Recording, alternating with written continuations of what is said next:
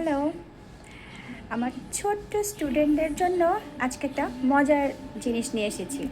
দুটো ওয়ার্ড শিখবো আজকে আমরা। বাট ওয়ার্ড দুটো শেখার আগে তোমাদেরকে একটা জিনিস দেখাই। ওই যে দেখো, ওটা কি দেখা যাচ্ছে? চাঁদ, যার ইংলিশ হচ্ছে মুন। এবার আমরা শিখি। আচ্ছা, চাঁদ তো সারা মাসই থাকে, তাই না? কিন্তু মাসে একটা দিন থাকে যেদিন চাঁদটা একদম রাউন্ড থাকে। ওই রাতটাকে কি বলা হয় জানো? বা ওই চাঁদটাকে কি বলা হয়? যেদিন চাঁদটা পূর্ণ থাকে, একদম রাউন্ড থাকে, ওই চাঁদটাকে বলা হয় ফুল মুন।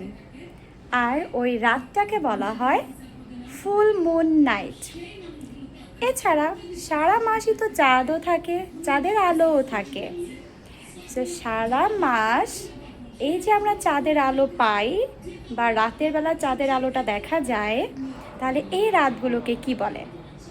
এই চাঁদের আলোকে বলে মুনলিট, আর এই রাতকে বলা হয় moonlit night.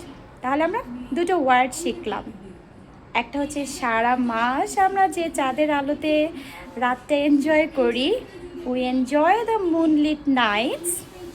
And the second one is, আমরা যে পূর্ণ গোল চাঁদটা দেখতে পাই সেটা হচ্ছে full moon, and we enjoy the full moon night once in a month.